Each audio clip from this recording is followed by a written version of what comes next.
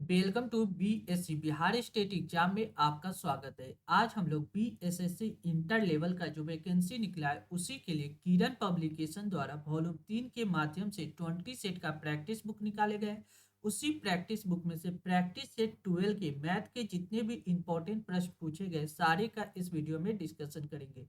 Video शुरू करने के पहले चैनल को सब्सक्राइब कर ले, साथ ही बेल बटन को दबा दे ताकि आने वाले प्रत्येक वीडियो का नोटिफिकेशन आपको समय पे मिल सके। साथ ही इस वीडियो को ज़्यादा से ज़्यादा शेयर करें ताकि लोगों के बीच यह वीडियो आसानी से पहुंच सके।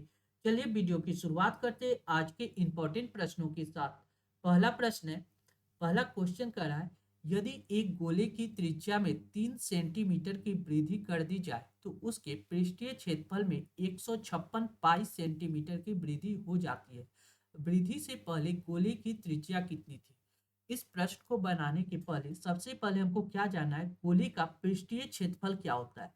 अगर गोले का पृष्ठीय क्षेत्रफल का आपको फॉर्मूला याद है तो आप इस क्वेश्चन को आसानी से सॉल्व कर सकते हैं। गोले का पृष्ठीय क्षेत्रफल होता है 4 पाई r स्क्वायर। क्या होता है? 4 पाई r स्क्वायर। अब क्वेश्चन में क्या करना है, ये आर को हम मान लेते हैं। पहले गोले की त्रिज्या कितना था? कैपिटल आर था। अब क्या कर रहा है, यदि एक गोले की त्रिज्या में 3 सेंटीमीटर की वृद्धि हो जाए, पहले गोले की त्रिज्या कैपिटल आर था तो अब यह चेंज होके कितना हो गया? r+3। यानी इसमें क्या हुआ? 3 सेंटीमीटर का वृद्धि हो गया। करा उसके पृष्ठीय क्षेत्रफल में 156 सेंटीमीटर स्क्वायर की वृद्धि हो जाती है।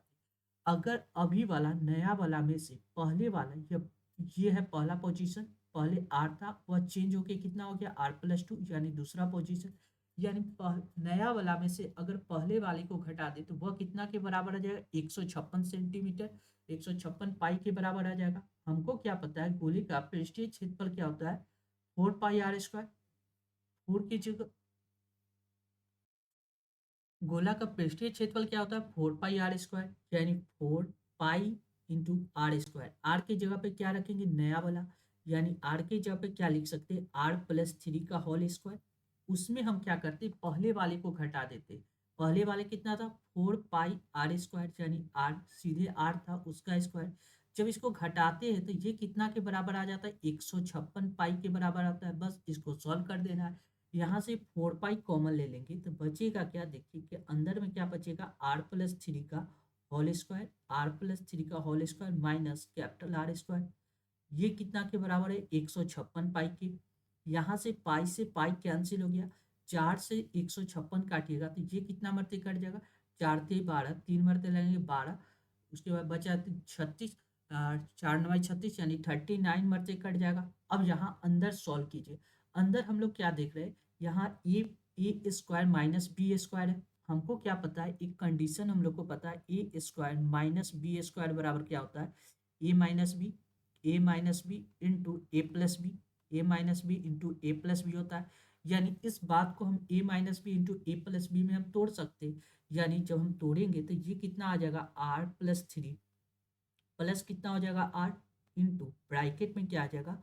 r+3। ये ए की जगह पे माइनस आर। ये कितना के बराबर है? 39 के बराबर है। देखिए यहाँ आर से आर कैंसिल हो गया। ये आर आर कितना हो जाएगा? 2r। 2r+3 बराबर कितना है? मल्टीप्लीकेशन कितना? 3 का मल्टीप्लीकेशन हो जाएगा। ये कितना के बराबर है? 39 के बराबर है। 3 से काटिएगा तो ये कितना मरते कट जाएगा? 13×3 = 39, 13 मरते। यानी 2r बराबर आप लिख सकते हैं कितना? ये 3 प्लस में तो इधर माइनस में चला जाएगा। यानी 13 - 3 यानी आ जाएगा कितना? 10। यानी r का वैल्यू कितना आ गया? 10/2। 10/2 यानी 5 सेंटीमीटर। यानी करेक्ट आंसर कौन सा होगा? ऑप्शन 1 इस प्रश्न का करेक्ट जवाब होगा। कौन सा? ऑप्शन 1। क्लियर है? अगला प्रश्न देखिए। अगला क्वेश्चन क्या कर रहा है, देखिए लिख रहा है, यदि प्रत्येक 2 रुपये मूल्य के 2 रबड़ 15 रुपये मूल्य वाले पेंसिल के एक पैकेट के साथ मुफ्त है तो छूट क्या है? देखिए क्या कर रहा है, प्रत्येक 2 रुपये मूल्य वाले 2 रबड़, यानी एक रबड़ का प्राइस 2 रुपया, ऐसा कितना रबड़ होता है? 2 रबड़, यानी टोटल प्राइस कितना? 4 रुपया का हमको क्या हो रहा है? छूट मिल रहा है। 4 रुपया का छूट मिल रहा है। वह कितना पे? 15 रुपये मूल्य वाले एक पेंसिल के एक पैकेट के मुफ्त मिलता है। यानी अगर हम 15 रुपया लगाते हैं तो हमको कितना का छूट मिलता है? 4 रुपया का छूट मिलता है। ये कितना पे? 15 पे, यानी कितना परसेंट? यानी 4/15 मल्टीप्लाई 100 कर दीजिए। यानी इतना परसेंट का हमको क्या मिल रहा है? छूट मिल रहा है। जब इसको सॉल्व कीजिएगा 5 से काटिएगा, 5 × 15, 5 × 10, यानी ये ऊपर कितना हो जाएगा, 4 × 8 यानी 80/3। 80/3 को आप क्या लिख सकते हैं, 13, 3 × 6 यानी 2 मरते लगाएंगे, 6 6 2 8 यानी 6 3 8 18, 26.253%। यानी करेक्ट आंसर कौन सा होगा, ऑप्शन 2 इस प्रश्न का करेक्ट जवाब होगा। कौन सा, ऑप्शन 2। क्लियर है। नेक्स्ट अगला प्रश्न देखिए। अगला क्वेश्चन लिख रहा है, एक बैग में 4800 ग्राम चावल है। बैग में 20% चावल डाले जाते हैं और फिर 10% चावल निकाल लिया जाता है। फिर 15% मात्रा वापस बैग में डाल दी जाती है और अंत में बैग में 25% चावल निकाल लिया जाता है। अब बैग का वजन ग्राम में कितना है। देखिए ये क्वेश्चन समझने का है। देखिए एक बैग में पहले कितना था, 4800 ग्राम चावल था। टोटल कितना था, 4800 ग्राम चावल था। करा बैग में से 20% चावल डाल दिए जाते हैं, यानी जब डाला जाता है तब प्लस, यानी 20% चावल उसमें डाल देंगे तो अब बैग में कितना हो जाएगा, 120/100। 120/100 ये चावल हो जाएगा। फिर आगे क्या कर रहा है, फिर उसमें से 10% चावल निकाल लिया जाता है। निकाल लेने का मतलब क्या, माइनस हो जाएगा। यानी 10% का वैल्यू कितना होता है, 90/100। 10% निकाल लिया गया यानी 90/100 हो गया। फिर कह रहा है, फिर 15% वापस बैग में डाल दिया जाता है यानी प्लस आ जाएगा। 15% प्रॉफिट इसमें हो रहा है यानी 115/100। आगे क्वेश्चन में क्या कर रहा है, फिर लिख रहा है, अंत में बैग में 25% चावल निकाल लिया जाता है। फिर 25% निकाल लिया जाता है। 25% निकालने का मतलब कितना हो गया, 75%। बस इसको सॉल्व कर दीजिएगा, आपका रिजल्टेड वैल्यू आ जाएगा। इसको कैसे सॉल्व कीजिए, देखिए 25 से काटिए आप, 25 से 75, 25 चौको 100, 4 मरते आसानी से कैंसिल हो गया। अब देखिए 0 से 0 कैंसिल, 1 0 से 1 0 कैंसिल, कोई दिक्कत नहीं है। डबल 0 से डबल 0 कैंसिल। 4 से 48 को काटिएगा तो ये कट जाएगा, आपको कितना मरते, 4 एकम 4, 4 दूना 8, 12 मरते। अब यानी अब देखिए और कोई कटेगा, कटने का तो और भी है लेकिन अब छोड़ देते हैं। 12 को 12 से मल्टीप्लाई कीजिएगा, कितना हो जाएगा, 144। 144 मल्टीप्लाई कितना हो जाएगा, 115। 115 मल्टीप्लाई कितना, 9 27, बटा कितना दिया गया, 100। बस इसको सॉल्व कर देना है। 5 से काटिएगा तो 5 से ये भी कट जाएगा। 5 से काटिएगा तो ये कितना है, 5 दूना 10, 20 मरते, ये कट जाएगा 5 दूना 10, 5 15, 23 मरते। 2 से काटिएगा तो ये कट जाएगा 7 दूना 14 और 2 दूना 4, 72/10। नीचे कितना बचेगा, 10। यानी 72 मल्टीप्लाई 23 मल्टीप्लाई 27 डिवाइड बाई कितना आ रहा है, 10। ये 10 आ जाएगा। यूनिट डिजिट देखिएगा तो एक अंक के बाद यानी 2 अंक के बाद तो 10 नहीं आएगा, यानी ऑप्शन 3 कैंसिल हो जाएगा।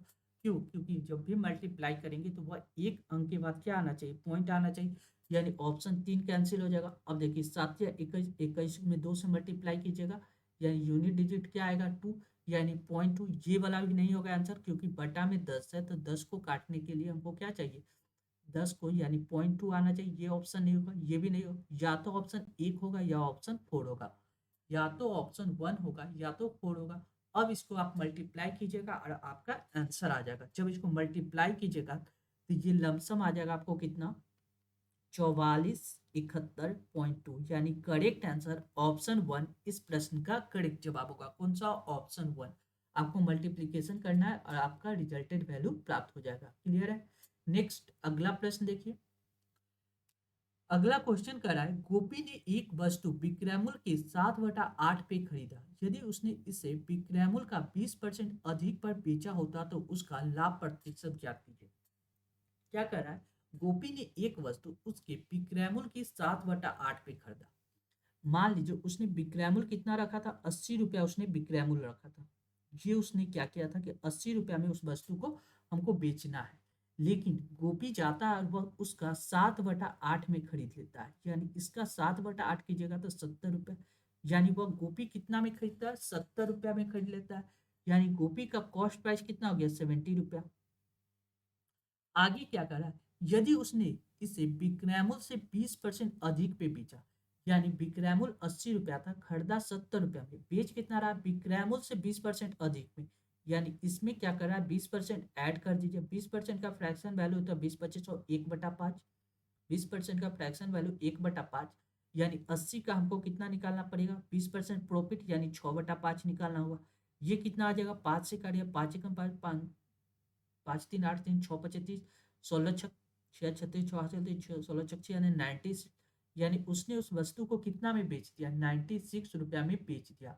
अब क्वेश्चन में क्या कर रहा है, अब क्वेश्चन में क्या करा तो उसका लाभ कितना हुआ, 70 रुपया का सामान 96 में बेच दिया, यानी 70 में खरीदा 96 में बेच दिया, तो कितना का प्रॉफिट हो रहा है। आप प्रॉफिट देखिएगा, 8 9 26 रुपया का प्रॉफिट। ये 26 का प्रॉफिट कितना पे हो रहा है, 70 पे हो रहा है। मल्टीप्लीकेशन 100 कर दीजिए, बस सॉल्व कीजिए, जीरो से जीरो कैंसिल, यानी 260 को जब सॉल्व कीजिएगा तो ये आपको कितना आ जाएगा, 37.1/7%। कितना, 37.1/7%, यानी करेक्ट आंसर ऑप्शन वन इस प्रश्न का करेक्ट जवाब होगा। कौन सा, ऑप्शन वन। क्लियर है, हमने आपको बताने के लिए इतना तोड़ तोड़ के बताते हैं। क्लियर है, नेक्स्ट अगला प्रश्न देखिए, लिख रहा है यदि ए रेशियो बी इतना हो तो ये 5a+7b रेशियो 7a+5b का मान ज्ञात कीजिए। ऐसे प्रश्न में देखिए, यहाँ क्या दिया गया, पावर सेम है, पावर 1 है, तो इसमें क्या कीजिए, उठाइए और उसका वैल्यू वहाँ पे पुटअप कर दीजिए। बस वैल्यू पुटअप कीजिएगा, आपका रिजल्टेड वैल्यू प्राप्त हो जाएगा। देखिए क्वेश्चन में क्या कर रहा है, 5a+7b, 5a+7b रेशियो कितना करा है, 7a+5b का वैल्यू ज्ञात करना है। अब देखिए, ए की जगह पे हमको 3 रखना है और बी की जगह पे कितना रखेंगे, 4 रखेंगे, यानी 5 × 3 प्लस कितना हो जाएगा, 7 × 4, इसको रेशियो में बदल दीजिए। फिर देखिए 7 × 3 ए की जगह प्लस 5 × 4, बस इसको सॉल्व कर दीजिए। ये कितना है, 5 × 15, 7 × 28, देखिए 7 × 21, 5 × 20, ठीक है, बस इसको ऐड कीजिए। ये कितना हो जाएगा, 8 2 10 3 13 के 3 हासिल 1 2 1 3 1 4, 43, रेशियो कितना हो जाएगा, 2 1 4 यानी 41, 43 रेशियो 41, यानी करेक्ट आंसर ऑप्शन थ्री इस प्रश्न का करेक्ट जवाब होगा। कौन सा, ऑप्शन थ्री। क्लियर है, नेक्स्ट अगला प्रश्न देखिए, अगला क्वेश्चन क्या कर रहा है, देखिए लिख रहा है एक समांतर चतुर्भुज का क्षेत्रफल क्या है, उसके आधार की लंबाई और ऊंचाई क्रमशः 4 सेंटीमीटर और 5 सेंटीमीटर। सबसे पहले आपको क्या जानना है, समांतर चतुर्भुज का क्षेत्रफल होता क्या है। अगर ये पता है तो आप आसानी से सॉल्व कर सकते हैं। समांतर चतुर्भुज का क्षेत्रफल होता है आधार, आधार गुने ऊंचाई। क्या होता है, आधार मल्टीप्लाई ऊंचाई, आधार गुने ऊंचाई भी कर सकते हैं, यानी लंबाई भी कर सकते हैं, ऊंचाई। बस सिंपल सा क्वेश्चन है, ये क्षेत्रफल होता है और जिसमें आधार की लंबाई दिया गया 4 सेंटीमीटर, ऊंचाई दिया गया 5 सेंटीमीटर, यानी आधार 4 सेंटीमीटर, ऊंचाई 5 सेंटीमीटर। 5 को 20 इतना लिखने का जरूरत नहीं था, लेकिन अगर फॉर्मूला नहीं पता है तो आप इसको सॉल्व नहीं कर सकते थे। आधार गुने ऊंचाई होता है, यानी 4 × 5 यानी 20 सेंटीमीटर, यानी करेक्ट आंसर ऑप्शन वन इस प्रश्न का करेक्ट जवाब हो जाएगा। कौन सा, ऑप्शन वन। क्लियर है, नेक्स्ट अगला प्रश्न हम लोग देखेंगे। अगला क्वेश्चन क्या कर रहा है, देखिए लिख रहा है इसको सिंप्लीफाई करना है। सबसे पहले एक्स और वाई का अलग अलग वैल्यू निकाल दीजिए और वहां पे दिए गए इक्वेशन है पुटअप कर दीजिए, इसका वैल्यू निकल जाएगा। देखिए क्या लिख सकते हैं, यहाँ पॉइंट टू मल्टीप्लीकेशन में तो डिवाइड में चला जाएगा, यानी x/y, यहाँ से y इधर आ गया डिवाइड में, ये ऊपर कितना है 0.04 और नीचे कितना आ जाएगा, इसका मल्टीप्लीकेशन आ जाएगा 0.2। बस इसको सॉल्व कर दीजिए, आपको आंसर आ जाएगा। देखिए ये पॉइंट हटेगा तो नीचे 100 आ जाएगा, डबल जीरो। ये पॉइंट हटेगा तो ऊपर 10 आ जाएगा, एक जीरो से एक जीरो कैंसिल, 2 से काटिएगा तो 2 दूना 4, 2 से 10 काटिएगा तो 5 आ जाएगा, यानी 1/5 आ गया। x का वैल्यू कितना आ गया 1 रख दीजिए और y का वैल्यू कितना रख दीजिए 5। दिए गए इक्वेशन में x का वैल्यू 1 और y का वैल्यू 5 रखिए और आपका आंसर आ जाएगा। देखिए क्या करा है, x की जगह पे 1 प्लस y की जगह पे 5 डिवाइड बाय क्या करा है, y की जगह पे 5 -1। ये सॉल्व कीजिएगा तो ऊपर 6 नीचे आ जाएगा 4, ये कितना आ जाएगा 3/2, यानी करेक्ट आंसर कौन सा होगा, ऑप्शन दो इस प्रश्न का करेक्ट जवाब हो जाएगा। कौन सा, ऑप्शन दो। क्लियर है, नेक्स्ट अगला प्रश्न देखिए, सुशीला की आय अभिषेक की आय से 22% कम है। अभिषेक की आय सुशीला की आय से कितना प्रतिशत अधिक है। सबसे पहले इसका आपको परसेंटेज वैल्यू से कर लीजिए। क्या कर रहा है, एक तरफ सुशीला है, दूसरी तरफ कौन है, अभिषेक। क्वेश्चन में कर रहा है सुशीला की आय अभिषेक की आय से 22% कम है। अगर अभिषेक की आय 100 यूनिट है तो सुशीला का आय कितना होगा, 22 कम यानी 78 यूनिट होगा। ठीक है। अब क्वेश्चन में क्या कर रहा है, सुशीला की आय, कह रहा है अभिषेक की आय सुशीला की आय से कितना अधिक है।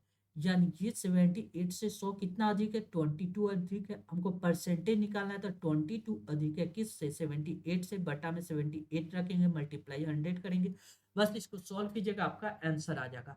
यानी इसको काटिएगा, 2 से काटिएगा तो 11 मरते, ये 2 से कट जाएगा, 3 दूना 6, 9 दूना 18, 39, यानी 1100 डिवाइड बाई 39 कीजिएगा तो ये आपको कितना के बराबर आ जाएगा, ये लमसम आपको आ जाएगा 28 पॉइंट समथिंग आ जाएगा, यानी 28.20 के आसपास आ जाएगा। यानी करेक्ट आंसर ऑप्शन 4 इस प्रश्न का करेक्ट जवाब हो जाएगा। कौन सा, ऑप्शन 4। क्लियर है।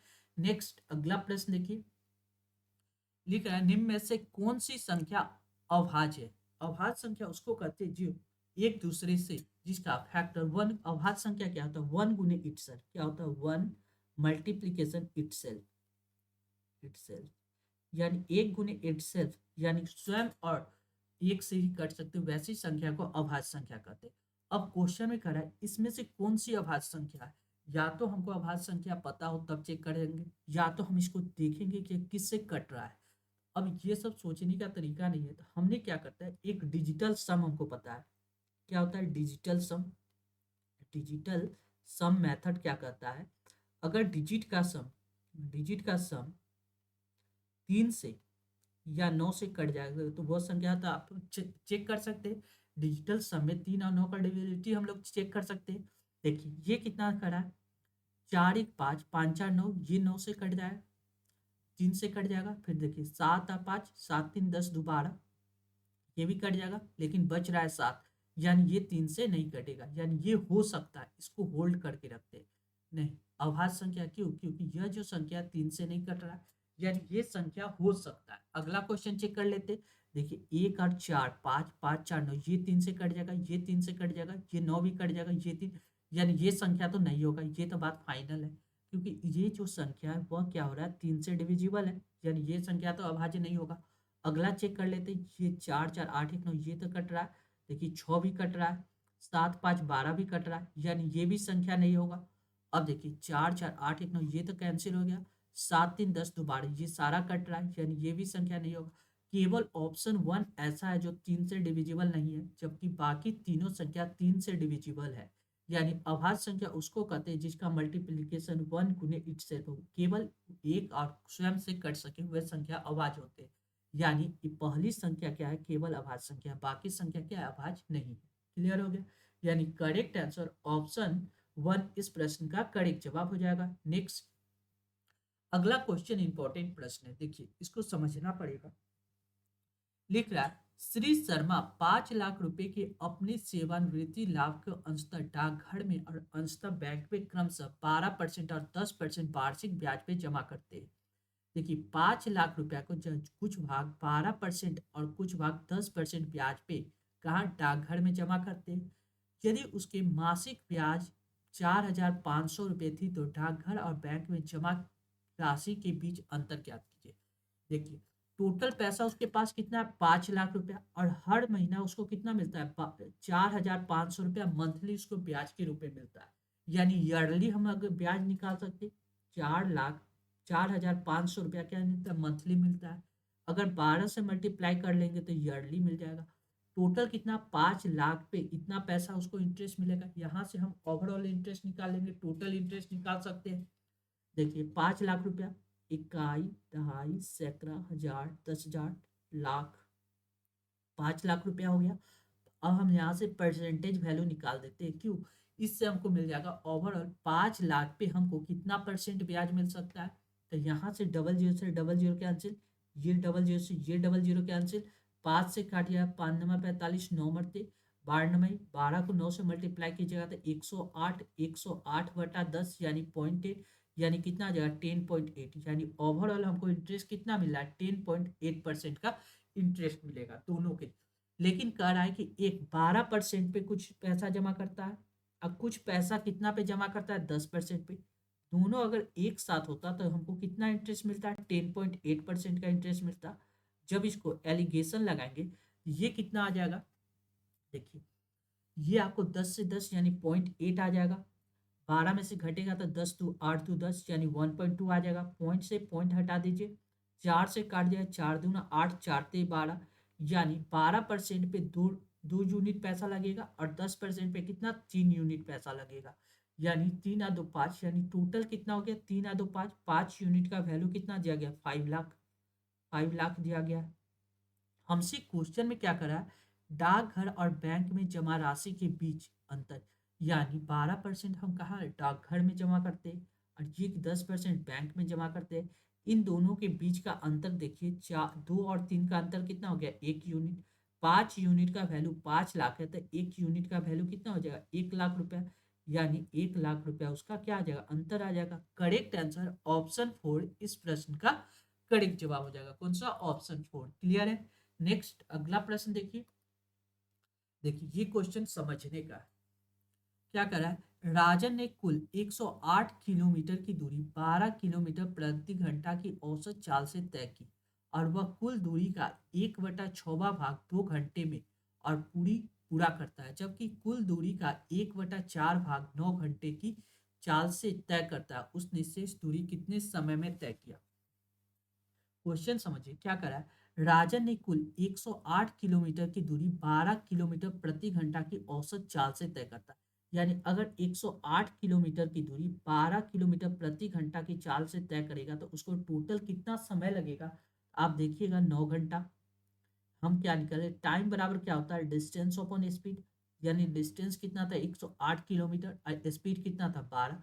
यहाँ से हमने उसका निकाल लिया, टोटल उसको कितना समय लग रहा है 9 घंटा का समय लग रहा है, कितना 108 किलोमीटर का डिस्टेंस तय करने में। आगे क्वेश्चन में क्या कर रहा है देखिए, वह कुल दूरी का 1/6 भाग 2 घंटे में पूरा करता है। देखिए यहाँ से यहाँ तक टोटल डिस्टेंस कितना 108 किलोमीटर, 108 किलोमीटर का 1/6 भाग, 108 का 1/6 भाग अगर आप निकालिएगा तो ये कितना आ जाएगा, 108 का 1/6 भाग कितना घंटा में तय करता है 2 घंटा में तय कर लेता है 2 आवर में, ठीक है। करा जबकि कुल दूरी का यानी टोटल डिस्टेंस का 1/4 भाग 9 घंटे में, यानी यहाँ से यहाँ तक जो डिस्टेंस होगा वह कुल डिस्टेंस का कितना 1/4, 1/4 भाग कितना घंटे में 9 घंटे में तय करता है, नहीं ये 2 घंटे में तय करता है, ठीक है। और कुल दूरी का 1/4 भाग 9 किलोमीटर प्रति घंटा की चाल से तय करता है। क्वेश्चन क्या कर रहा है, 9 किलोमीटर प्रति घंटा की चाल से तय करता है, तो टाइम यहाँ से निकल जाएगा, टाइम बराबर क्या हो जाएगा 108 किलोमीटर का कितना कुल दूरी का 1/4 भाग, इसका 1/4 भाग, स्पीड कितना है 9 से डिवाइड कर दिए, ये टाइम निकल जाएगा। यानी इससे 9 से काटिया 12 में ही टोटल से 12 मरते, 4 से काटिया 4 से 12 3, यानी यहाँ से 1/4 किलोमीटर 1/4 डिस्टेंस कितना 3 घंटा में तय कर लेगा। 3 घंटा में बचा हुआ डिस्टेंस पूछ रहा है। आगे क्वेश्चन में क्या करा है, उसने शेष दूरी कितने समय में तय की। टोटल डिस्टेंस 9 घंटा में तय करता है, यहाँ 2 घंटा हो गया, ये 3 घंटा, 2 और 3 5, तो बचा हुआ डिस्टेंस को तय करने में उसको समय कितना लगेगा 4 घंटा, 4 आवर, क्योंकि टोटल डिस्टेंस उसको तय करने में 9 घंटा लगता है। ये डिस्टेंस 2 घंटा हो गया, यहाँ 3 घंटा हो गया, तो बचा हुआ डिस्टेंस कितना देर में तय करेगा 4 घंटा में। यानी करेक्ट आंसर ऑप्शन 1 इस प्रश्न का करेक्ट जवाब होगा। कौन सा ऑप्शन 1, क्लियर है। अगला क्वेश्चन हम लोग देखेंगे, देखिए अगला क्वेश्चन क्या कर रहा है, अपरिवर्तित चाल से चल रही एक मालगाड़ी, अब मालगाड़ी समान दिशा में पैदल चल रहे दो व्यक्ति को क्रमशः 10.6 सेकेंड और 11 सेकेंड में पार करती है। पहला व्यक्ति 4.5 किलोमीटर प्रति घंटा की चाल से पैदल चल रहा था, जबकि दूसरा व्यक्ति 6.3 किलोमीटर प्रति घंटा की चाल से पैदल चल रहा था। मालगाड़ी की लंबाई ज्ञात कीजिए। हमको क्या करा, उस ट्रेन की लंबाई ज्ञात करना है। क्वेश्चन में क्या दिया है, दो स्थिति दिया गया, दोनों स्थिति में क्या करा है, एक ट्रेन को एक व्यक्ति को पार करना है। जब ट्रेन को पार करना होगा तो ट्रेन को अपना डिस्टेंस कितना तय करना पड़ता है, यानी दोनों स्थिति में दूरी तो सेम होगा, यानी डिस्टेंस सेम हुआ, तो यानी दूरी बराबर हमको क्या पता है, डिस्टेंस बराबर हमको पता है स्पीड गुने टाइम, यानी स्पीड गुने टाइम। यानी दोनों स्थिति में अगर हम स्पीड पता कर ले तो हम आसानी से सॉल्व कर सकते हैं। इस क्वेश्चन में क्या दिया गया है, एक मालगाड़ी समान दिशा में पैदल चल रहा है, यानी सेम डायरेक्शन में चल रहा है, यानी स्पीड घटेगा, यानी एक का दोनों स्थिति में क्या दिया गया है, पैदल चल रहे दो व्यक्ति को क्रमशः 10 सेकेंड और 11 सेकेंड में पार कर जाते हैं। पहले व्यक्ति को 4.5 किलोमीटर प्रति घंटा से और जबकि दूसरे व्यक्ति को 6.3 किलोमीटर प्रति घंटा से। यानी यहाँ पे हमको उस ट्रेन का स्पीड नहीं पता है। हमने मान लिया ट्रेन का स्पीड अगर हम लोग कुछ मान ले तो वहां से हम स्पीड निकाल सकते हैं। मान लीजिए ट्रेन का स्पीड क्या था, भी मान लीजिए भी फॉर वेलोसिटी होता है, यानी ट्रेन का स्पीड भी है। अब इसके हिसाब से हम सॉल्व कर लेते। जब कोई ट्रेन को किसी व्यक्ति को पार कर रहा है, सेम डायरेक्शन में जा रहा है, तो उनका स्पीड क्या होगा, घट जाएगा। यानी ट्रेन के स्पीड में से उस व्यक्ति का स्पीड को घटा देंगे। यानी डिस्टेंस बराबर क्या होगा, पहले वाला स्थिति में देखेंगे तो वी फॉर वेलोसिटी यानी ट्रेन का स्पीड माइनस उस व्यक्ति का स्पीड कितना है 10.5। व्यक्ति का स्पीड कितना दिया गया 4.5। पहला व्यक्ति का स्पीड कितना दिया गया 5.4। यानी v माइनस क्या कर सकते हैं 5.4 लिख सकते हैं इंटू, देखिए ये क्या दिया गया किलोमीटर प्रति घंटा और समय कितना में दिया गया सेकेंड में। जब इसको किलोमीटर प्रति घंटा को मीटर पर सेकेंड में बदलने के लिए 5/18 से मल्टीप्लाई कर सकते हैं। 5/18 से यहाँ से मीटर पर सेकेंड में बदल गया। और टाइम कितना ले रहा है पहले व्यक्ति को पार करने में, उसको समय कितना लग रहा है 10.6 सेकेंड। यानी इसको मल्टीप्लाई करना पड़ेगा किससे 10.6 सेकेंड से। ठीक, अब दूसरी स्थिति में वही ट्रेन को अब दूसरा व्यक्ति को पार करना है जिसका स्पीड कितना है 6.3, यानी v माइनस 6.3। इसको हमको किससे मल्टीप्लाई करना है, ये भी किलोमीटर प्रति घंटा है तो मीटर पर सेकेंड में बदलने के लिए 5/18 से मल्टीप्लाई करना पड़ेगा। मल्टीप्लीकेशन वह समय कितना ले रहा है 11 सेकेंड, मल्टीप्लाई 11 सेकेंड से मल्टीप्लाई कर देंगे। 5.8 से 5.8 दोनों स्थिति में कैंसिल हो जाएगा। बस अब इसको सॉल्व कर देना है। जब इसको सॉल्व कीजिएगा 10.6 को मल्टीप्लाई v से कीजिएगा तो ये कितना आ जाएगा, ये आ जाएगा कितना 10.6 v माइनस, देखिए 5.4 को 10.6 से मल्टीप्लाई करना पड़ेगा। 5.4 मल्टीप्लाई कितना हो गया 10.6 बराबर, देखिए ये भी को 11 से मल्टीप्लाई होगा तो 11 भी मल्टीप्लीकेशन 11 भी माइनस कितना 6.3 को 11 से मल्टीप्लाई करना पड़ेगा 6.3 मल्टीप्लाई 11। अब इसको सॉल्व कीजिएगा तो देखिए इसको हम लोग सॉल्व कर लेते हैं। देखिए यहाँ पे 11 भी है, यहाँ 10.6 भी है, ये प्लस है तो इधर आ जाएगा माइनस में। इसको 10.6 बी में से 11 बी में से 10.6 बी घटेगा तो क्या बचेगा 0.6 बी। ये बात तो फाइनल हो गया। अब देखिए हम देखिए 5.4 मल्टीप्लाई 10.6 इन दोनों का मल्टीप्लीकेशन कीजिएगा, ये आपको आ जाएगा कितना 57, कितना आ जाएगा 57.24, 57.24। ठीक है, ये क्या चीज में माइनस में। यहाँ पे देखिए 6.3 को जब 11 से मल्टीप्लाई कीजिएगा तो ये आपको आ जाएगा 69.3।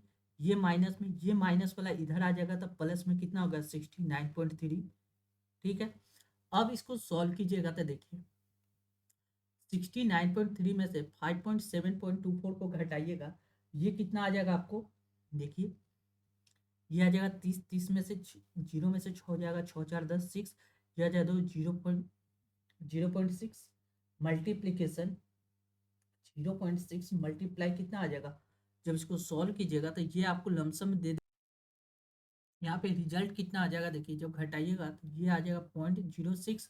ये अब बच रहा कितना 9, 9 में से 7 7 8 ही 9 2 यानी 5 यानी 12.6 बराबर कितना दिया गया 0.6 भी 0.6 आएगा।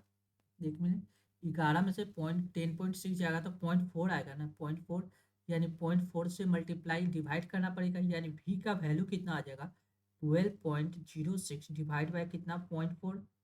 ये पॉइंट हटेगा तो नीचे 100 लिख सकते, ये पॉइंट हटेगा तो ऊपर 10 लिख सकते। एक जीरो से एक जीरो कैंसिल, 4 से काटिएगा तो 4 से 12, 3 मरते जीरो, जीरो बचेगा 4 दूना 4 एकम 4 और बच रहा कितना 4 दो 6 यानी 5 को 20 यानी 13.15 बटा में 10 है तो ये रिजल्ट कितना आ जाएगा 30.15। 30.15 ये क्या आ गया, ये वेलोसिटी निकल के आ गया किसका, या ट्रेन का स्पीड हमको निकल के आ गया कितना 13.15। अब क्वेश्चन में क्या करा है, वह मालगाड़ी की लंबाई क्या कीजिए। तो डिस्टेंस बराबर कोई एक इक्वेशन लेके हम सॉल्व कर सकते हैं। डिस्टेंस हमको क्या चाहिए मीटर में चाहिए, यानी कोई एक इक्वेशन लेके अगर हम सॉल्व करेंगे तो इसका रिजल्टेंट वैल्यू आ जाएगा। यानी पहला ये वाला इक्वेशन यहाँ से यहाँ तक सॉल्व कर देते हैं। वी फॉर वेलोसिटी के जगह पे कितना रखेंगे 13.15 माइनस कितना दिया गया 5.4 इंटू इंटू कितना दिया गया 5/18 मल्टीप्लीकेशन कितना दिया गया 10.6। बस इसको सॉल्व कीजिए आपका रिजल्टेंट वैल्यू आ जाएगा। ये घट के कितना आ जाएगा देखिए 0.5, ये आ जाएगा आपको 11 यानी 7×4 = 7 × 10 यानी 7.75। और ये आ गया कितना 9, 9 में से 5 जाएगा 5×4 = 9 यानी 4 और ये बच जाएगा 2 यानी 24.75 मल्टीप्लाई कितना 5/18 5/18 मल्टीप्लाई 10.6। बस इसको सॉल्व कीजिए आपका रिजल्टेंट वैल्यू आ जाएगा। ये पॉइंट हटेगा तो कितना आ जाएगा बटा में 100, ये पॉइंट हटेगा तो बटा में 10। 5 से काटिएगा 5 दूना 10, 2 मरते 2 से काट सकते हैं आप, 2 से भी काट सकते हैं, 2 से काटिएगा तो ये कट जाएगा आप कितना 2 × 5 = 10, 2 × 5 = 10 8 2 × 6 यानी 53 मरते 18 54 18 23 54 3 से लमसम 3 गुना है। 18 23 54 लमसम में बात की जाए तो ये 3 गुना है। फिर 3 से इसको मल्टीप्लाई कीजिएगा, लेकिन सारा रिजल्टेंट वैल्यू क्या है नियरेस्ट है, यानी इसको काट नहीं सकते। इसको जब भी वैल्यू आएगा तो एक्यूरेट वैल्यू आएगा। यानी 5 से काट देते हैं 18 है ये है बटा में 5 है, तो जब इसको सॉल्व कीजिएगा तो लमसम में 1800 18 छत्ते 18 54 18 54 3 मरते 3 से मल्टीप्लाई करके 100 करिए 5 15 के 5 हासिल 1 7 21 से 22 के 2 हासिल 2 4 12 13 के 14 के 4 हासिल 1 3 दूना 6 1 7 यानी 74.25 आ रहा है। कब जब हम इसको 3 से 18 18 54 यानी ज़्यादा ले रहे हैं, यानी ये जो भी रिजल्ट आएगा इससे कम आएगा और सारा रिजल्ट क्या है इससे कम ही है, यानी 74.25 लेते हैं। लेकिन सारा रिजल्ट क्या है एक्यूरेट वैल्यू में। इसको आपको क्या करना पड़ेगा सभी को काटना पड़ेगा, आसानी से काटिएगा आपका रिजल्टेड वैल्यू आ जाएगा। क्लियर है, देख लीजिए एक बार कैसे काटते हैं। एक्यूरेट वैल्यू के लिए हमको क्या करना पड़ेगा काटना पड़ेगा। ये किसको लिख क्या सकते हैं 242475 बटा 100 24 75 बटा 100 मल्टीप्लाई 1/18 मल्टीप्लाई कितना जाएगा 53। जब इसको सॉल्व कीजिएगा 25 से काटिएगा तो 25 चौको 100, 25 से 24 75 को काटिएगा तो ये लमसम आपको 99 मरते कट जाएगा। ठीक 18 चौक 18 चौक 72 72 99 को 53 से मल्टीप्लाई कीजिएगा तो ये लमसम में आपको कितना आ जाएगा 5247 यानी 5247 यानी 5247 को हमको क्या करना पड़ेगा 72 से डिवाइड कीजिएगा तो ये आपको आ जाएगा करेक्ट कितना आ जाएगा 875 यानी करेक्ट आंसर ऑप्शन 2 इस प्रश्न का करेक्ट जवाब होगा। कौन सा ऑप्शन 2। क्लियर है। नेक्स्ट अगला प्रश्न देखिए, लिख रहा है 2000 रुपये पर एक वर्ष के लिए 8% वार्षिक दर से ब्याज को वार्षिक और अर्धवार्षिक रूप से चक्रवृद्धि किया जाने पे चक्रवृद्धि ब्याज के बीच का अंतर ज्ञात कीजिए।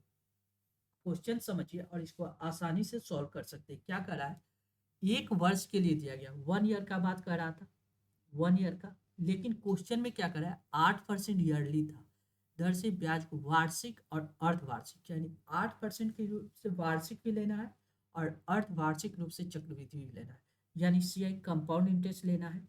एक बार कंपाउंड इंटरेस्ट ईयरली लेंगे तो रेट कितना हो जाएगा 8%, रेट तो 8% हो जाएगा। कंपाउंड इंटरेस्ट ईयरली लेंगे 8% के हिसाब से तो इंटरेस्ट रेट कितना पड़ेगा 8% से। अब क्या करना हाफ ईयरली लेना है, हाफ ईयरली लीजिएगा तो रेट कितना हो जाएगा कंपाउंड इंटरेस्ट का रेट कितना हो जाएगा आर रेट ऑफ इंटरेस्ट हो जाएगा आपको आधा, यानी 8 का आधा कीजिएगा तो ये कितना हो जाएगा 4% रेट ऑफ इंटरेस्ट लगेगा। टाइम कितना यहाँ पहली बार में एक बार साल में अर्धवार्षिक यानी समय को क्या करना है 2 से मल्टीप्लाई करना होगा, यानी 1 ईयर को 2 से मल्टीप्लाई करेंगे 2 बार लगेगा, एक साल में 2 वार्षिक लगेगा। तो कंपाउंड इंटरेस्ट रेट कितना 4% के हिसाब से कंपाउंड इंटरेस्ट कितना होगा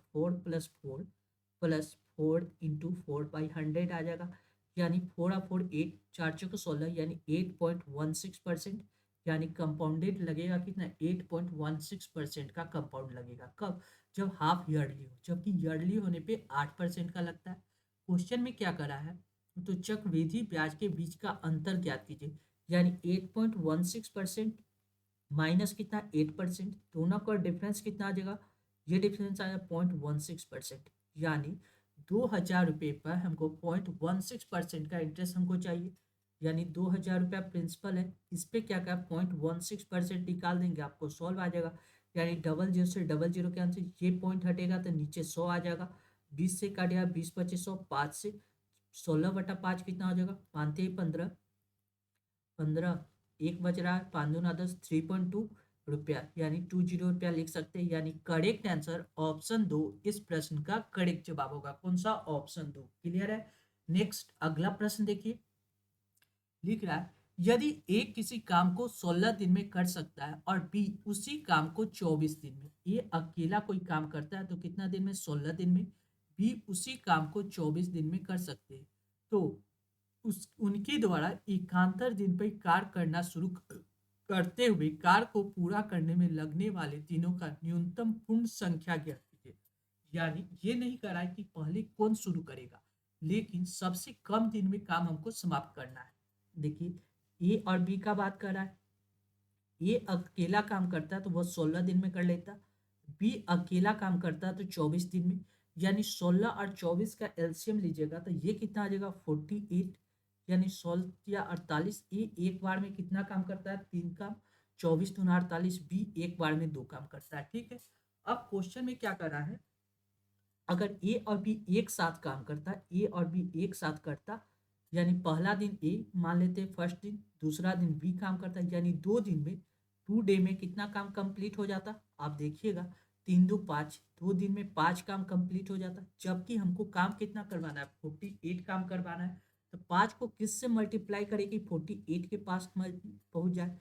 5 पर 45, 9 मरते लगाते तो 45 आ जाता, 9 मरते लगाएंगे तो 45, यानी 9 दूना 18, यानी इधर भी, यानी 18 दिन तक काम अगर कंप्लीट किया जाए, 18 दिन में दोनों एक एक दिन एकांतर करता है तो 45 काम कंप्लीट कर लेता है। टोटल काम कितना है, 48, 48 काम में से 45 काम कंप्लीट हो गया, तो बचा कितना, 3 काम। अब पूछ क्वेश्चन में क्या पूछ रहा है कि न्यूनतम पूर्ण संख्या प्राप्त होने के लिए वह बचा हुआ 3 काम को कौन करेगा। यानी अगर ए करता तो वह एक दिन में काम कंप्लीट कर लेता, तो हम क्यों ना ए से ही करवा ले। जबकि बी करेगा तो बी एक दिन से ज्यादा लेगा, यानी हम उसको न्यूनतम काम करवाने के लिए बी ए को लगाते हैं, तो ए उस एक काम को करने में एक दिन लेगा, उस 3 काम को करने में एक दिन लगा। पहले 18 दिन लगा था, एक दिन और लगा, यानी टोटल 19 डे में काम को कंप्लीट हो जाएगा। यानी करेक्ट आंसर ऑप्शन 4 इस प्रश्न का करेक्ट जवाब होगा। कौन सा, ऑप्शन 4। नेक्स्ट, दो संख्या का योग 1904 और उनका मौसा 56 है, ऐसी संख्याओं के युग्मों की संख्या कितना है। देखिए दो संख्या का योग मौसा 56 है तो संख्या कितना होगा, 56 ए, और क्या होगा 56, 56 बी होगा। क्वेश्चन में क्या करा है, 56 ए और बी का सम 1904 है, यानी 56 कॉमन ले लेंगे तो क्या बचेगा, ए प्लस बी, और ये कितना दिया गया, 191904, यानी 56 से इसको काटिएगा तो ये आपको कट जाएगा, कितना मरते, 34 मरते, 5 3 15 3, यानी 34 मरते, 34 मरते कैंसिल हो जाएगा। यानी ए प्लस बी दो संख्या है जिसका सम कितना है, 34। हमसे क्वेश्चन में पूछ रहा है ऐसे कितने युग है, यानी ऐसा पेयर बनाना है ए और बी के बीच जिसमें कोई भी कॉमन संख्या ना हो। अब ये तो सोचना है, जबकि हमारे दिमाग में सोच कम हो, तो इसके लिए हम क्या करते हैं, ए की जगह पे 1 रखते हैं, बी की जगह पे कितना हो जाएगा, ए की जगह 1 तो बी की जगह 33। बस आप क्या कीजिए, इसको बढ़ाते जाइए और इसको घटाते जाइए, ये 2 हो जाएगा तो ये कितना हो जाएगा, 32 हो जाएगा, ये 3 हो जाएगा तो ये कितना हो जाएगा आपको, 31 हो जाएगा, ये 4 तो इसको घटाइएगा तो ये 30, ये 5 29, 6 के बाद ये आ जाएगा 28, 7 ये कितना आ जाएगा 27, 8 ये कितना आ जाएगा 26, 9 ये कितना आ जाएगा 25, 10 ये कितना आ जाएगा 24, 11 ये कितना आ जाएगा 23, 12 ये कितना आ जाएगा 22, 13 ये कितना आ जाएगा 21, 14 लिखेंगे तो ये कितना आ जाएगा 20, 15 लिखिएगा तो ये कितना आ जाएगा 19, 16 लीजिएगा तो ये कितना आ जाएगा 18, 17 लीजिएगा तो ये कितना आ जाएगा 17, यानी जब दोनों सेम आए तो अब छोड़ दीजिए। अब आपको क्या करना है, वैसी संख्या निकालना है जिसका कोई भी कॉमन मल्टीप्लीकेशन न हो। तो देखिए ये कौन कौन संख्या नहीं हो सकता है। देखिए 17 और 17 स्वयं कट रहा है तो ये तो होगा ही नहीं। 16 और 18 दो कॉमन है तो ये नहीं होगा। 15 और 19 हो सकता है क्योंकि इसमें कोई भी संख्या कॉमन नहीं है, ये हो सकता है। 14 और 20 नहीं होगा क्योंकि ये दोनों कट रहा है। 13 और 21 सोचा जाए तो ये होगा। 12 और 22 नहीं होगा। 11 और 23 होगा, ठीक है। उसके 10 और 24 नहीं होगा क्योंकि कॉमन आ रहा है। 9 और 25 का देखा जाए तो ये बन सकता है। 8 और 26 नहीं होगा। 7 और 27 का देखिए तो ये बन सकता है, जबकि 6 और 28 नहीं बनेगा। 5 और 29 बन सकता है। 4 और 30 नहीं बनेगा। 3 और 31 नहीं बनेगा, मतलब बन सकता है। 31 सही हो जाएगा। 2 और 32 नहीं होगा। 1 और 33 होगा। यानी ये संख्या आप गिन लीजिए, आपका रिजल्टेड आंसर आ जाएगा। रिजल्ट कितना आ जाएगा, 1 2 3 4 5 6 7 8। यानी करेक्ट आंसर कौन सा होगा, ऑप्शन 3 इस प्रश्न का करेक्ट जवाब होगा। कौन सा, ऑप्शन 3। क्लियर है। नेक्स्ट अगला प्रश्न हम लोग देखेंगे। अगला क्वेश्चन इंपॉर्टेंट प्रश्न है, इसको समझना है। क्वेश्चन क्या है, ये कंपाउंड इंटरेस्ट का क्वेश्चन है और ये भी कैसा है, ये 4 ईयरली है। देखिए समझिए क्या करा है। ये नहीं, 62,500 रुपये अर्थ वार्षिक, यानी एक साल में 2 बार लग रहा है। अर्थ वार्षिक रूप से संयोजित है और 8% वार्षिक दर से, यानी रेट ऑफ इंटरेस्ट कितना 8% है। तो वह रेट ऑफ इंटरेस्ट कितना अर्थ वार्षिक है तो आधा हो जाएगा, यानी 4 वर्ष का 4% के रेट ऑफ इंटरेस्ट लेंगे, ठीक है। दर से जमा किए तो 2 वर्ष के अंत में, यानी 2 ईयर का हमको अंत में कितना कंपाउंडेड, अंत में चक्रवृद्धि ब्याज कितना होगा, हमको कंपाउंड इंटरेस्ट चाहिए। देखिए ये क्या कर रहा है, अर्धवार्षिक है, यानी रेट पहले कितना दिया गया था 8%, तो अब नया रेट कितना होगा अर्धवार्षिक होने से 4% की दर से। टाइम कितना दिया गया है 2 ईयर, 2 ईयर यानी एक साल में दो लगता है। जबकि अर्धवार्षिक होने से एक साल में दो लगेगा, 2 साल में कितना लगेगा 4 बार लगेगा, यानी 4 टाइम लगेगा। टाइम कितना हो जाएगा 4। अब हमको अमाउंट का क्या फॉर्मूला पड़ा है, कंपाउंड इंटरेस्ट के अमाउंट का फॉर्मूला ए बराबर पी इंटू 1 + r/100 की पावर टी। यानी बस इसको सॉल्व कर दीजिए। ए फॉर अमाउंट हम यहाँ से निकाल सकते हैं।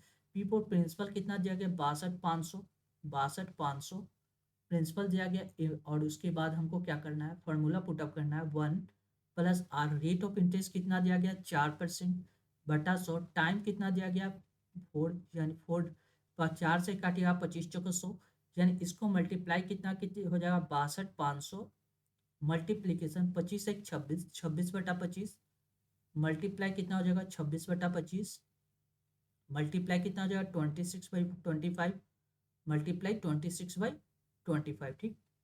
अब देखिए ये 25 से 625 कट जाएगा, 25 का स्क्वायर होता है यानी 2500 मरते। इस 25 से फिर ये 2500 कट जाएगा कितना 100 मरते। इस 25 से इस 100 को काटिए 25 × 100 4 मरते, ठीक है। यानी ये मल्टीप्लीकेशन कितना आ जाएगा 4 मल्टीप्लाई 26 मल्टीप्लाई 26 मल्टीप्लाई 26 मल्टीप्लाई 26 बटा में कितना दिया गया 25। ये 25 देखिए 25 को हम क्या लिख सकते हैं, 25 को लिख सकते हैं 100/4 लिख सकते हैं, 100/4। यानी बटा में 25 है तो नीचे 100 लिख सकते हैं, ऊपर में 4 से मल्टीप्लाई करेंगे तो ये 25 का वैल्यू आ जाएगा। इस 25 को हमने क्या लिखा 100 नीचे लिख दिया, ऊपर 4 से मल्टीप्लाई कर दिया, यानी 25 तो 25 ही हो गया। अब इसको सॉल्व कर देना। देखिए 26 को 26 से मल्टीप्लाई कीजिएगा तो 26 का स्क्वायर आपको पता है कितना होता है 676, 676, यानी ये 26 को 26 से मल्टीप्लाई 676 आ जाएगा। और इस 4 को इस 4 से मल्टीप्लाई किया 4 × 4 = 16, 16 मल्टीप्लाई 676 मल्टीप्लाई 676/100, ठीक है। ये आपको थोड़ा सा कैलकुलेटिव क्वेश्चन हो गया। यानी इन दोनों को जब सॉल्व कीजिएगा, यानी 676 को 676 से मल्टीप्लाई कीजिएगा, ये आपको आ जाएगा कितना 456 456,976 456,976। ये आपको 26 के पावर 4 आपको याद होना चाहिए। अगर आपको याद है तो आप इसको सॉल्व कर पाओगे, ठीक है। ये आ गया 456,976। इसमें क्या करना है 16 से मल्टीप्लाई करना है।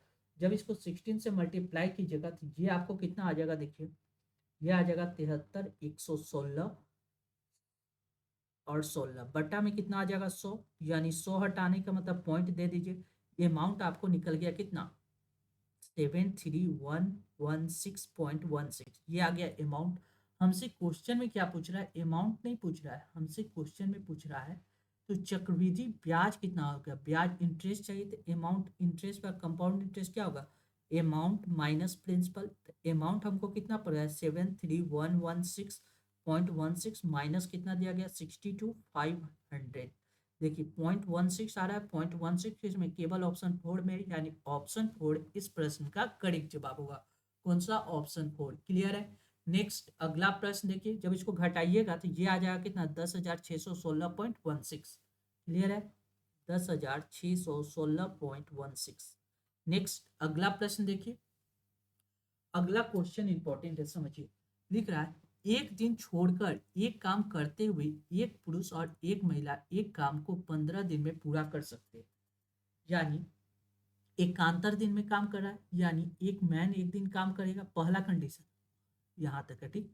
उसके बाद आगे एक बार क्वेश्चन पहले पढ़ लीजिए, कर सकते हैं, फिर आगे क्या कर रहा है, और यदि पुरुष पहले दिन काम शुरू करता है, यानी इस कंडीशन में क्या कर रहा है, पुरुष पहले दिन काम शुरू करता है, यदि वे एक दिन छोड़कर काम करते हैं और यदि महिला पहले दिन काम शुरू करते हैं तो यही काम 14.5 दिन पूरा हो जाता है। एक पुरुष अकेला इस काम को कितना दिन में पूरा करेगा।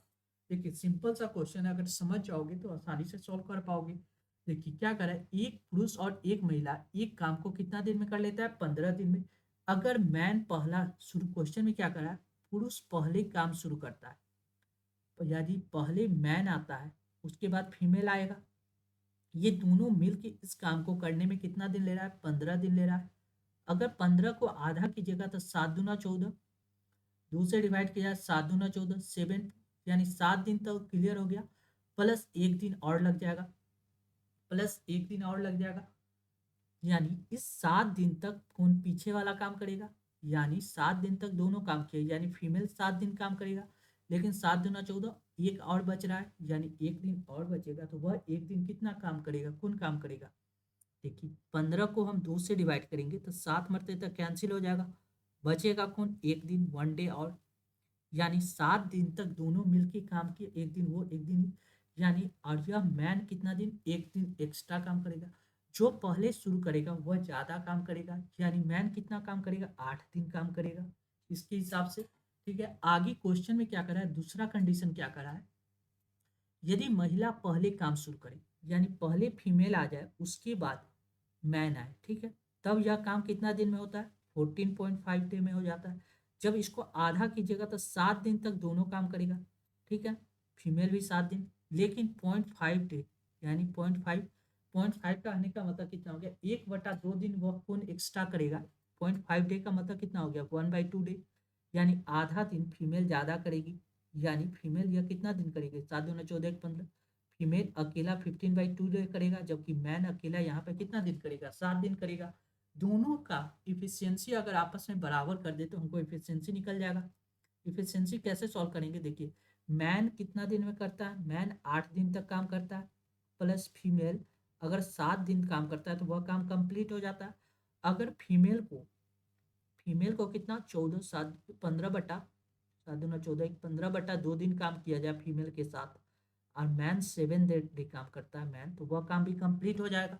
यानी दोनों को सॉल्व करके एफिशिएंसी निकाल सकते हैं। मैन को मैन एक तरफ लिखेंगे, यानी 8 मैन यहाँ है, 7 मैन यहाँ, ये कितना हो जाएगा, घट के 1 मैन, यहाँ फीमेल 7 है, यहाँ 15 इधर आ जाएगा, यानी 15/2 माइनस कितना हो जाएगा 7, ये कितना आ जाएगा फीमेल का, यानी 7 दूना 14, यानी फिर 14, यानी 1/2f, यानी मैन का इफिशियंसी फीमेल के इफिशियंसी के रेशियो आ गया, यानी मैन बटा फीमेल लिख सकते हैं कितना, 1/2, यानी मैन अकेला एक दिन में एक काम करता है, जबकि फीमेल अकेला एक दिन में दो काम करती है। ये क्या आ गया, उनका इफिशियंसी आ गया। अब क्वेश्चन में क्या करा है, एक पुरुष अकेला इस काम को कितना दिया, टोटल वर्क हम लोग यहाँ से निकाल सकते हैं, total work, total work, total work के लिए कोई एक इक्वेशन को ले लीजिए, यहाँ से यहाँ तक का एक इक्वेशन इसको ले लीजिए, या ये वाला ले लीजिए। हम क्या करते हैं, इस इक्वेशन को ले लेते हैं, यानी m×8 प्लस f मल्टीप्लाई कितना दिया गया 7, m के जगह पे हमको क्या रखना है, 1 रखना है, 1 1 को 8 से मल्टीप्लाई कीजिएगा तो कितना आ जाएगा 8, प्लस एफ की जगह पे हमको क्या रखना है, 2 रखना है। 2 को 7 से मल्टीप्लाई किया है, 7 दूना 14, 14 और 8 कितना हो जाएगा, 8 तो 10 तो 12 यानी 22, यानी टोटल वर्क कितना हो गया 22। टोटल वर्क हो गया 22। उसको किससे कराना है, पुरुष से कराना है। पुरुष का एफिशिएंसी कितना है 1, यानी एक दिन में एक काम करता है, तो यह 22 काम को करने में वह मैन को कितना समय लगेगा, 22/1 यानी 22 डे। यानी करेक्ट आंसर ऑप्शन 4 इस प्रश्न का करेक्ट जवाब होगा। कौन सा, ऑप्शन 4। क्लियर है। नेक्स्ट अगला प्रश्न देखिए, लिख रहा है ए बी और सी का औसत भार दिया गया 43 किलोग्राम, यानी एवरेज दिया गया किसका, ए बी और सी का। ए प्लस बी प्लस सी, हम इसका टोटल सम निकाल सकते हैं कितना, 43 दिया गया एवरेज, तो इसमें 3 से मल्टीप्लाई करेंगे तो टोटल सम निकल जाएगा, 3 3 9 4 3 12 129 किलोग्राम का। अब क्या करें, ए और बी का औसत भार दिया गया 40 किलोग्राम, कितना, ए और बी का एवरेज कितना दिया गया 40 केजी, 40 केजी। इसमें 2 से मल्टीप्लाई कर देंगे, 4 दूना 8, यानी टोटल कितना हो जाएगा 80 किलोग्राम ए और बी का। करा बी और सी का औसत भार दिया गया 41, बी प्लस सी का एवरेज कितना दिया गया 41, यानी 41 को 2 से मल्टीप्लाई कीजिएगा तो 2 4 दूना 8 यानी 82 किलोग्राम। अब इन दोनों इक्वेशन को ऐड कीजिएगा, तो यहाँ से ऐड कीजिएगा तो क्या आएगा, A plus B plus C plus, देखिए यहाँ पे बी को कितना, एक बार यहाँ एक बार यहाँ, यानी 2 को भी आ गया प्लस बी, बराबर कितना आ जाएगा, ये 80 और 82 को ऐड किया 162 आ जाएगा। ये ए प्लस बी प्लस सी का वैल्यू कितना दिया गया 129 129 प्लस बी बराबर कितना दिया गया 162। यहाँ से बी का वैल्यू कितना निकल जाएगा 162 मल्टीप्लाई 129, जब इसको सॉल्व कीजिएगा तो ये कितना है 9 1 10 3 13, यानी 33 के बराबर आ जाएगा। यानी करेक्ट आंसर ऑप्शन 3 इस प्रश्न का करेक्ट जवाब हो जाएगा। क्लियर है। नेक्स्ट अगला प्रश्न देखिए, लिख रहा है विनीति ने 8 वर्ष के बाद 15% वार्षिक दर से एक निश्चित राशि पर साधारण ब्याज के रूप में 23,340 रुपये की धनराशि प्राप्त करती है। विनीति द्वारा निवेश की गई धनराशि कितना होगा, यानी 8 वर्ष में 15% के ब्याज से उसको कितना होता है 23,340 रुपया इंटरेस्ट प्राप्त होता है। 8 वर्ष तक 15% के ब्याज से वह इंटरेस्ट कितना के बराबर आ जाएगा 23,340 रुपया। हमको क्या चाहिए, हमको उसका 100% निकालना है, यानी प्रिंसिपल निकालना है, निवेश की गई धनराशि, यानी 12 8 को 15 से मल्टीप्लाई कीजिएगा तो ये कितना आ जाएगा 120%। 120% का वैल्यू इतना दिया गया, 12 से इसको जब काटिएगा तो ये कट जाएगा कितना मरते, 12 से कट जाएगा, 12 दूना 24 तो नहीं लगाएंगे, एक मरते लगाएंगे 195450, 1945, यानी 1495 मरते ये आसानी से कट जाएगा। कितना 10% का वैल्यू कितना आ गया 1995 1945। ठीक है। हमसे क्वेश्चन में क्या पूछा है, धनराशि 100%, 10% का वैल्यू इतना है तो 100%, एक जीरो यहाँ चिपका दीजिए, एक जीरो यहाँ चिपका दीजिए, यानी 100% कितना हो जाएगा 19,450 रुपया। यानी करेक्ट आंसर ऑप्शन 4 इस प्रश्न का करेक्ट जवाब हो जाएगा। नेक्स्ट, 3 अंक की सबसे बड़ी संख्या ज्ञात कीजिए जिसे 3 5 और 9 से भाग देने पे प्रत्येक स्थिति में 2 शेष बचे। ठीक है, यानी ऐसा इसको या तो आप ऐसे सॉल्व कीजिए, 3 5 और 9 का एलसीएम ले लीजिए और सबसे बड़ी 3 अंक की सबसे बड़ी 999 को डिवाइड कीजिए और उसके बाद उसमें क्या कर दीजिए, जो रिजल्टेंट वैल्यू आएगा उसमें 2 ऐड कर दीजिए। ये एक तरीका है, लेकिन इस क्वेश्चन को देखिए कैसे बनता है चुटकियों में। क्वेश्चन में क्या करा है, सबसे बड़ी संख्या देखा है, इसमें हमको नजर आ रहा है 5। 5 वह संख्या होता है जिसका लास्ट डिजिट 0 या 5 हो, उसको वह 5 आसानी से काट देगा। जब 980 आसानी से 5 से कट जाएगा तो रिमेनिंग बचेगा, नहीं बचेगा। 995 भी 5 से कट जाएगा तो रिमेनिंग बचेगा, कुछ नहीं बचेगा। 990 भी 5 से कट जाएगा तो रिमेनिंग बचेगा, कुछ नहीं बचेगा। यानी केवल ऑप्शन 2 है ऐसा जो 5 से कटने पे कुछ रिमेनिंग दे रहा है, और वह रिमेनिंग कितना दे रहा है 2 दे रहा है। यानी ऑप्शन 2 इस प्रश्न का करेक्ट जवाब हो जाएगा। कौन सा, ऑप्शन 2। केवल 5 का सहारा लेके हम इसको सॉल्व कर सकते थे। क्लियर है। नेक्स्ट अगला प्रश्न देखिए, लिख रहा है ए किसी काम को 20 दिन में पूरा कर सकता है। ये अकेला कोई काम करता है तो वह कितना दिन में कंप्लीट कर लेगा 20 दिन में। बी अकेला उसी काम को कितना दिन में कंप्लीट कर लेगा 36 दिन में। 20 और 36 का एलसीएम लीजिएगा तो ये कितना आ जाएगा 180, यानी टोटल वर्क हम 180 ले लिए तो ए कितना, ए अकेला 9 दिन, एक दिन में 9 काम करता है।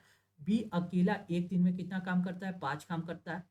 ठीक है, 9 दूना 18, 180, 36 बचे 180। क्लियर है। आगे क्वेश्चन में क्या करें, ए और बी साथ मिलकर काम करते हैं तो काम को पूरा करने में कितना दिन लगेगा।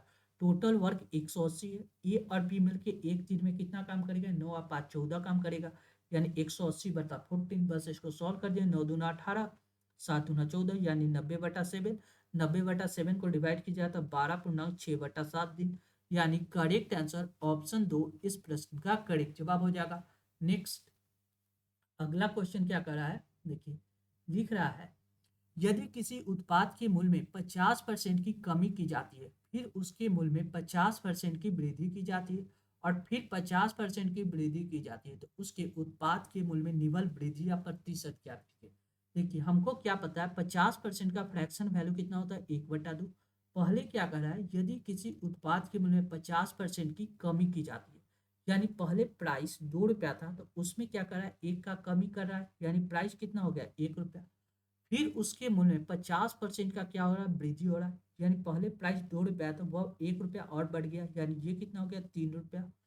फिर क्या करा है, फिर उसके मूल्य में 50% का वृद्धि हो रहा है, फिर वृद्धि हो रहा है, यानी पहले 2 यूनिट था तो वह बढ़ के कितना हो गया, 3 यूनिट। अब क्या करें, निवल प्रतिशत वृद्धि ज्ञात कीजिए। तो देखिए 2 दूना 4, 4 दूना 8, 8 यूनिट, 3 3 9, 9 गुने 1 यानी 9 यूनिट। पहले 8 यूनिट था वह बढ़ के कितना हो गया, 9 यूनिट, यानी कितना का वृद्धि, एक का वृद्धि, किस पे, 8 पे वृद्धि। 1/8 गुने 100, 1/8 कितना होता है, 12.5%, 12.5% का वृद्धि हो गया, यानी करेक्ट आंसर ऑप्शन 3 इस प्रश्न का करेक्ट जवाब हो जाएगा। नेक्स्ट, एक छात्र द्वारा प्राप्त किए गए अंक उसके द्वारा पढ़ाई में लगाए गए समय के अनुक्रमानुपाती होता है, यानी जितना समय लगाता है उतना ही उसको अंक प्राप्त होता है। यदि छात्र प्रतिदिन 4 घंटे पढ़ाई करके 60 अंक प्राप्त करता है, कोई व्यक्ति 4 घंटा अगर पढ़ता है तो उसको कितना अंक मिलता है, 60 अंक मिलता है। क्वेश्चन है तो 75 अंक प्राप्त करने के लिए उसे प्रतिदिन कितने घंटे पढ़ाई करना होगा। यानी 4 घंटा पढ़ाई करता है तो 60 अंक प्राप्त करता है, 4 से काट दिया 15, यानी 15 अंक प्राप्त होगा। कब, जब 1 घंटा पढ़ाई करेगा। हमको उसको पढ़ाई कितना करवाना है, उससे अंक कितना प्राप्त कराना है, 75 अंक। यानी 15 को किस से मल्टीप्लाई करेगी, 75 आ जाए। तो आप देखिएगा 15 × 5 = 75, यानी 5 से मल्टीप्लाई कीजिएगा 75 अंक आ जाएगा। तो इधर भी हमको 5 से मल्टीप्लाई करना पड़ेगा, यानी 5 घंटा, 5 घंटा में उसको कितना आ जाएगा, 75 अंक, यानी करेक्ट आंसर ऑप्शन 2 इस प्रश्न का करेक्ट जवाब होगा। कौन सा, ऑप्शन 2। क्लियर है। नेक्स्ट अगला प्रश्न देखिए, लिख रहा है, एक वस्तु का क्रय मूल्य 4,850 रुपये, यदि उसे 6,680 रुपये में बेचा जाता है तो लाभ प्रतिशत ज्ञात कीजिए। देखिए पहले कितना प्राइस, सीपी कितना दिया गया, 4,850 रुपये में, उसको बेच कितना दे रहे हैं, 6,680 रुपया में। जीरो से जीरो कैंसिल कर दीजिए, यानी अब देखिए 485 रुपया का सामान 668 रुपया में बेच रहे हैं, यानी कितना का प्रॉफिट हो रहा है। आप देखिएगा 5 3 8, यानी 3 लास्ट यूनिट इज 3, यानी 183 रुपया का प्रॉफिट होगा। 183 रुपया का प्रॉफिट किस पे होगा, कॉस्ट प्राइस पे होगा, 485 पे होगा। मल्टीप्लाई 100 कर दिया, बस इसको सॉल्व कीजिए, आपका रिजल्टेड वैल्यू आ जाएगा।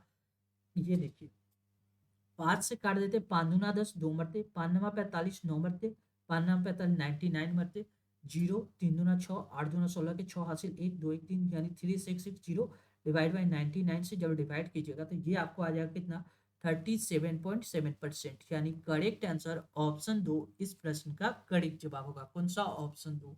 नेक्स्ट अगला प्रश्न देखिए, लिख रहा है, एक शंकु की त्रिज्या 10.5 सेंटीमीटर है और उसके वक्र पृष्ठ का क्षेत्रफल 396 सेंटीमीटर स्क्वायर है, उसके तिर्यक ऊंचाई ज्ञात कीजिए। आपको इस प्रश्न में सबसे पहले क्या प्राप्त होता है, शंकु का वक्र पृष्ठ का क्षेत्रफल अगर आपको पता है तो आप इस क्वेश्चन को आसानी से सॉल्व कर सकते हैं। शंकु का वक्र पृष्ठ का क्षेत्रफल क्या होता है, पाई आर एल होता है, पाई आर एल होता है। क्वेश्चन में क्या करें, एक शंकु का त्रिज्या 10.5 सेंटीमीटर दिया गया है और उसके वक्र पृष्ठ का क्षेत्रफल 396 सेंटीमीटर स्क्वायर, यानी पाई आर एल क्या होता है, शंकु का वक्र पृष्ठ का क्षेत्रफल। ये कितना दिया है, 396 सेंटीमीटर स्क्वायर। ठीक है, कोई दिक्कत नहीं। पाई का वैल्यू ये आपको रख सकते हैं, 22/7 रख दीजिए। मल्टीप्लीकेशन, आर फॉर रेडियस कितना दिया गया, 10.5, यानी 10.5 मल्टीप्लाई एल बराबर कितना, 396। बस इसको सॉल्व कर दे रहा है, ये पॉइंट हटेगा तो नीचे 10 आ जाएगा। 7 से काटिएगा तो 7 एकम 7, 7 3 10, 7 5 35, 15 मरते कैंसिल हो जाएगा। पाँच दो से काटिएगा तो दो से कट जाएगा, दो पचे 10, दो से कट जाएगा 11 मरते। 11 से 396 को काटिएगा तो ये कितना मरते कट जाएगा, 3 33 और 6 36 मरते, आसानी से कट जाएगा। 5 से 15 को काटिएगा, 5 15 3 मरते, 3 से 36 को काटिएगा तो कितना 12 मरते। यानी एल बराबर कितना आ गया 12 सेंटीमीटर। यानी शंकु का तिर्यक ऊंचाई कितना आ गया 12 सेंटीमीटर। यानी ऑप्शन 3 इस प्रश्न का करेक्ट जवाब होगा। कौन सा, ऑप्शन 3। क्लियर है। चलिए आगे देखते हैं।